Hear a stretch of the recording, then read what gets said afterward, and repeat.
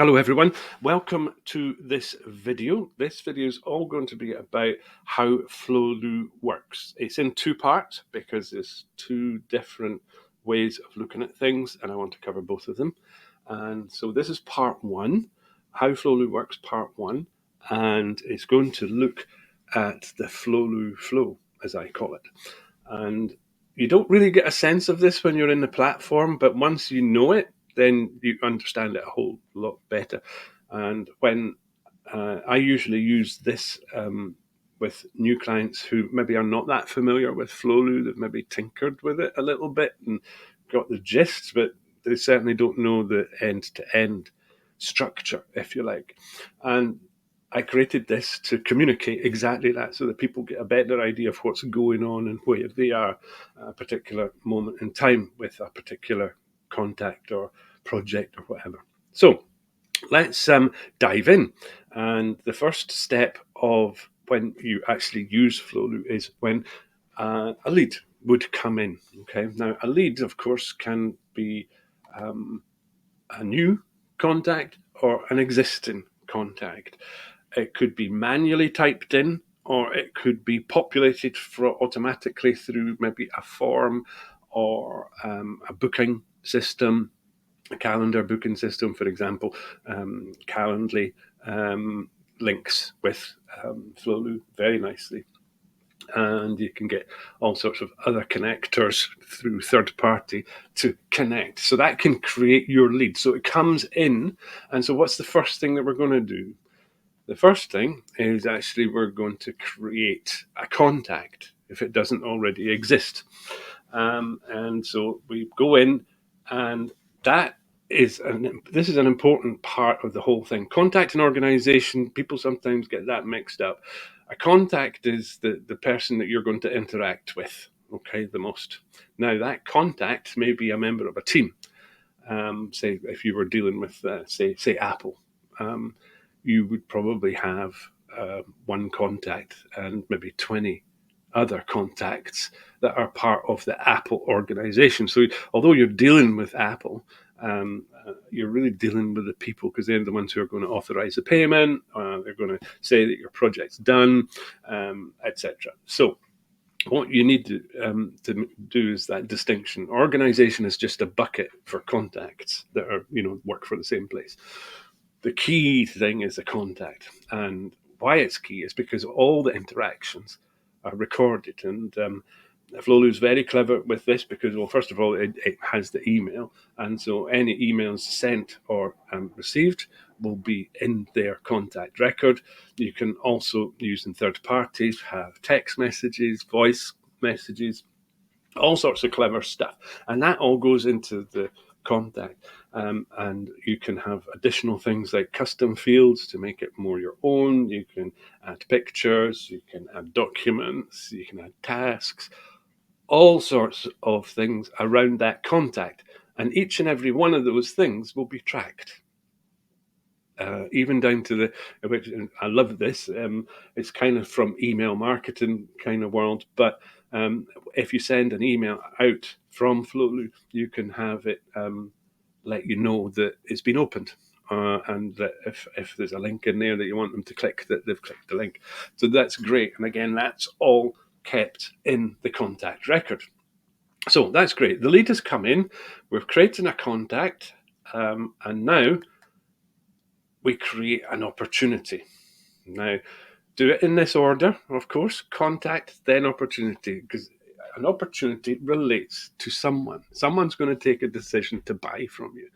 And they're now going to go into your sales funnel, right? And that can have as many steps as you like. And it also has the secret sauce, which is automations, right? Automations is like the superpower of Flowlu, because for each step of your funnel, you can have an automation, some kind of logic that says, create a task for this person if something happens. Okay. And there's all sorts of ways of triggering those, and we'll explore that in another. That's a topic for a whole new video, and I will cover that in time. But again, we want that complete record so that every single thing that happened during the opportunity, the conversations, the files, the emails, you can have those going to the contact and the opportunity as well. And in the opportunity, you'll be able to send out estimates. So somebody might ask you for a quote, a proposal, you can send out the estimates. And the new document builder, it's even easier and more configurable than it ever has been before. So just remember that it is lead, contact, opportunity, because you may have 4 opportunities for one person. If you go back to the example of Apple, you could have 3 teams that you're dealing with, and there's 15 opportunities between the 3 teams. And so if you try to do it with just an opportunity, it's going to get really messy. So that's how to do it. Lead, contact, opportunity. And like I say, you can have as many sales funnels as you like for all the different types of services. If you've got a blue product and a yellow service, right, fine. You're going to have a blue funnel and a yellow pipeline. So there are your opportunities. So your contact is going to go through whatever steps is concerned, and then there's going to be a certain point reached, and that is the conversion point. Are they going with you, or are they not? And it's nice and binary. And so that the last step of an opportunity is, closed won or closed lost. And then with that, of course, because there's reports in Flowlu, you can actually see what your conversion rate is. And you can see how many people are at the different funnels, and you can look at all of that so that you can get a good idea of what your pipelines are like. And if your closure rate is, say, 40%, you've got some idea of how much you're going to make given how many people are in your funnel at the minute. So it's very, very useful. And in closed won, closed lost, you can put in a reason for closed lost so that you can go back to reports. Why did we lose these ones? What was because of this? Closed won is great because, again, there's a lovely automation that you can put on this because it's exciting. It's great. This is closed won. Yeah, we've got business. With the closed won, we can create a project automatically. Okay. And that is brilliant because what it does is it embeds the whole of the opportunity data into the new project. And so that's a great time saver. There's no duplication and you don't have to go hunting for anything. All right. So that's what I recommend everybody does. The last step, when it's closed won, you automatically create a new project. Now, what is a project? The project itself is where you finally deliver. Okay, up to this point, you've just been talking the talk. Now you've got to walk the talk, and actually, whatever it was that you sold, you've got to get on with it and plan it and build it or whatever, and then you take into account all of these great things. Again, like with opportunities, there's different workflows and automations that you can have, different steps and stages to suit your different products and services. And you've got all sorts of different triggers that you can have. These are all consistent, the triggers, generally speaking, but they are context sensitive. And so some of the options aren't there, depending whether you're in an opportunity or a project or in the email, for example. Then also within the projects, you can track your time. For example, you can set a budget and record your expenses.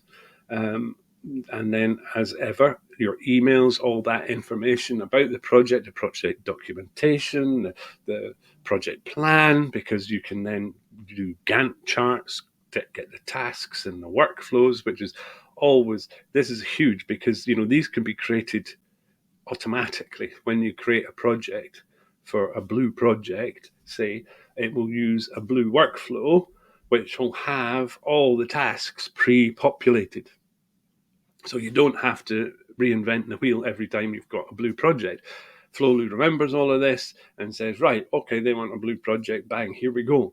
And you've got a choice to create all the tasks immediately or just the tasks for step 1. And it really does depend how you want to manage your projects. At this point, I should mention Agile. Agile is a powerful project area in its own right. It's different to the project, but what I have found is it's really the prevail of software companies that use Agile, because it's got issue management and bug reports and all that kind of stuff. Whereas project, you can have issues in there and record them, but it's different. And so I have to say that all of my clients use projects. I've never had a client that uses Agile project, but it's there. And so you could, if you're a software development company, then that is what you would do when you close your sales funnel and it's closed one. You would then create an Agile project.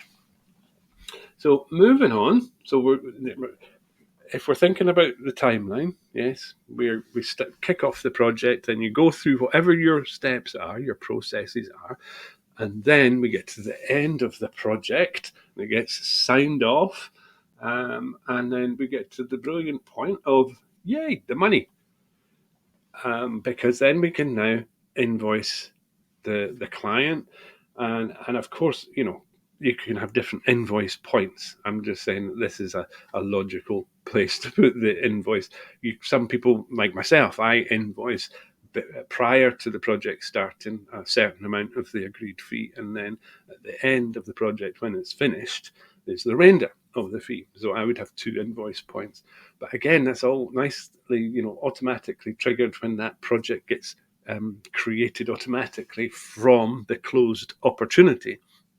I get a task to create an invoice for that, and I know how much it is because it's all part of the data that's been transferred into the project. So it's brilliant, really good.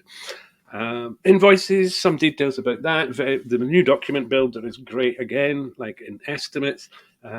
Very brandable, very lots of nice design options. You can embed all sorts of specific data that's specific to the client. What the project name is, for example. These kind of things, and it just saves time and auto populates these fields, if you like. You can have different payment options. You can obviously put your bank details in there, but there's also Stripe and PayPal. And when you email the invoice out, the client gets a couple of buttons that are handily placed on a page that you can then say pay now with their preferred option, and then it goes into your bank account. We love that bit. That's a really cool bit.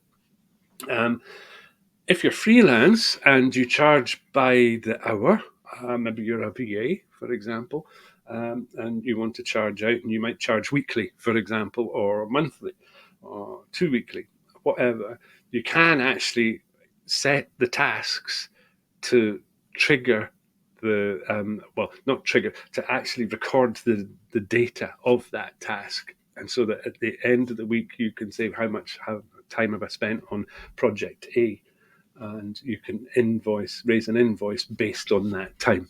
So that's really useful. So let's look at that again in its entirety. Okay, so this is what the customer experience is. This is big. Customer experience is really important. You can't ignore customer experience. But this is the thing. This is what Flowlu is doing. It's boosting your customer experience, and this is the flow. And like I say, you don't really get the sense when you're using the platform of this is what's happening, but an awareness of this will actually tune you into making sure every stage is a logical part of a bigger process. So going back to the beginning, we have the lead coming in. Yay, we're excited. It's a new lead, so that's a new contact. That's great. We create the opportunity for that contact, and then we're in touch, and we have phone calls, and we have emails, and we exchange documents and send a proposal. And then it's closed one. Brilliant.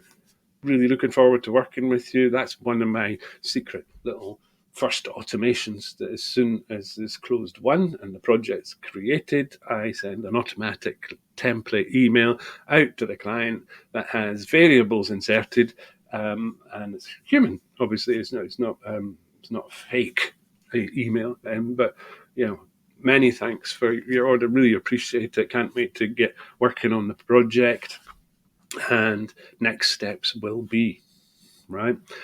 Then we start working on the project. There's all the steps. There's the meetings. We record the meetings. We record progress against the tasks and the Gantt chart. So that's all cool. We get there. We get to the end, and we invoice,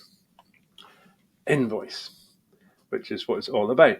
Now, because that's a journey, we, as a whole thing, we can now see, right, okay, what do I want to happen with the contact when I first create the contact for the opportunity? What do I want to happen? How do I want to happen given what I want to happen in the project? So these are all things just to tune your mind into and be aware of it. Now, this is not all. That's kind of the high level left to right, which is all good and well. There's an awful lot in Flowlu that is like supporting actors, that help. There are tools to help you with this journey, to make it more sticky. Because what we want is that journey to be good and people to come back. So we're thinking about retention and also the conversion. We want the opportunity work to be really cool so that we convert more. And so let's have a look at what the tools are. So here are the supporting tools. And it doesn't cover every single aspect or module or app that within Flowlu. These are the ones that are the most popular, that get most value when supporting the Flowlu Flow. So, custom fields, record lists, tags. These are all powerful in their own right. Tags are great for quick filtering. If you've got a lot of leads and you want to know how many blue products you've got in your sales funnel, you can create tags for it. Or it might be important who's male, who's female. That's an obvious one. It really does depend on your business. Record lists are like relational databases, which means like you can have multiple records in one record. So, for example, meetings is a great use of record lists. So you have one contact, but you create a new record list for every meeting, okay? And so that you then have one record, but maybe 6 or 7 meetings, with all the information with custom fields in those lists, because they're empty when you create them. And so you can have what the meeting was about, what the agenda was, what the outcome was, what the correct tasks were, etc. And custom fields themselves are massive, because this is how you make Flowlu yours. I work with so many different industries, and each contact record is entirely different, because I worked with a bridal wear company now. She recorded the sizes of the brides, the measurements. Now, normally that wouldn't come into that's very specific. If you were a pet shop owner, it would be again different records. You'd want to know how many dogs they've got, or cats, or what breed of birds they keep. These are things the data that's important for that flow, you see. This is what you've got to think about. What data do you need to make that opportunity experience really cool? What do you want to remember? Because with the best will in the world, and you've got 50 clients 50 potential clients, you're not going to remember all the details about all of them all of the time. So create custom fields, put that information in, you'll never forget it. You just go to the contact record just before you phone them up, and then you say, that's right, he's the one who owns the boat, but right, and then you can talk about that. And that's all part of the experience, the journey. Yep.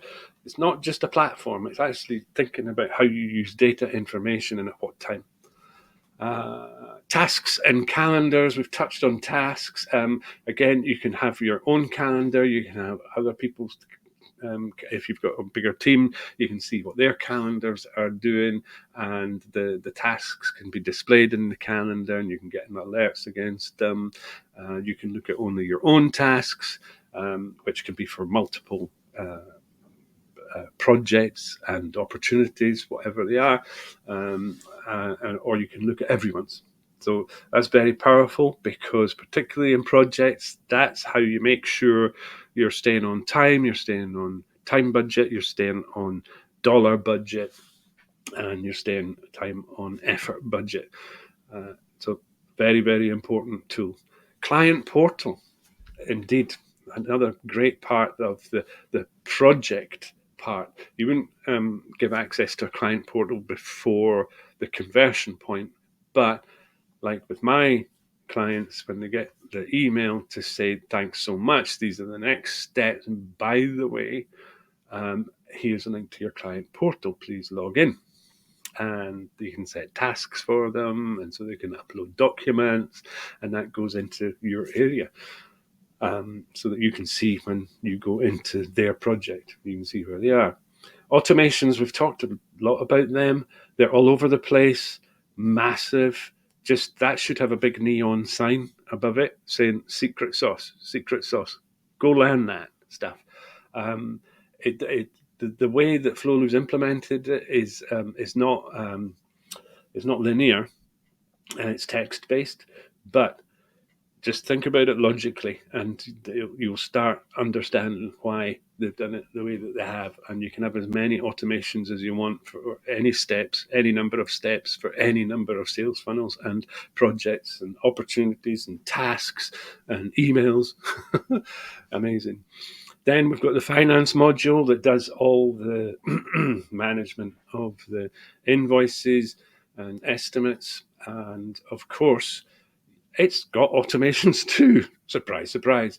Particularly around the non-paying side, because if it goes over, say, a level that you determine, say 14 days or 21 days, you can send out an email and say, this invoice is now overdue. Could you please look into it for me? And then, of course, when they do pay, thanks so much. Really appreciate the quick payment, you know? You have emails, so you can do all your emails within the client, and not have to go out of the platform. Brilliant. Documents is a much bigger subject again, and I have done a video on the new document builder just as a walkthrough to show you how that all works. But documents, that's where you're going to have things like your contracts, any agreements, and for documents, you have two areas, if you like. There is the master document area that's your documents.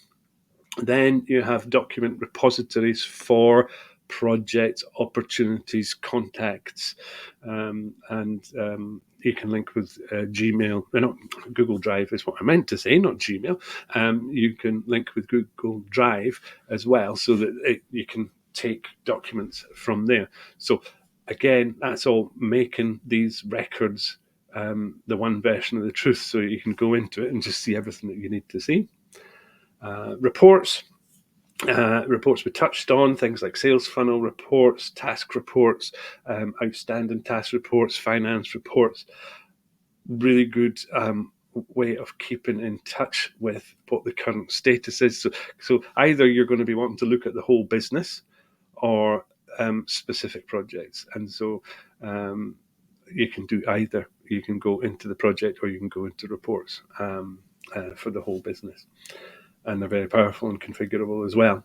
Then finally, you've got connections. Now, this is the whole third-party universe, like Calendly or Tilda or MailChimp, or a whole plethora of native connections, but then also you can have Integrately, Pabbly, ConnectZit, all these ones as well. You can't use Zapier. Zapier and Flowlu don't work together, so bear that in mind. But all the others, yes, absolutely, go for it. And again, that adds even more value to the whole journey. Remember, this is the journey. We're wanting to make it easy for you to manage your customer data, and you want a successful delivery. But ultimately, what you're wanting to do is have your systems in place that the client just thinks, what a great experience it was working with you, you know. And finally, I'll just pull all the way back. Well, I'll go here. This is the flow with the support and tools, and this is everything that you need to know. And take this away. You can maybe screen grab this and print it. Really, this is part, like I say, part one of how Flowlu works. There's another important aspect that I'll cover in part two, but this is the first one that I would really like you to get into your head and get familiar with, because it's the end-to-end process, and it's the only place that you'll see it like this. So happy to answer any questions you have. I hope you've found this useful, and if you have, then please give the channel and the video a like and a subscribe, so that you'll be notified when part two comes out, which hopefully won't be too long. But anyway, I shall look forward to seeing you there when it comes out. In the meantime, you take care, and thanks so much for your time. Cheers.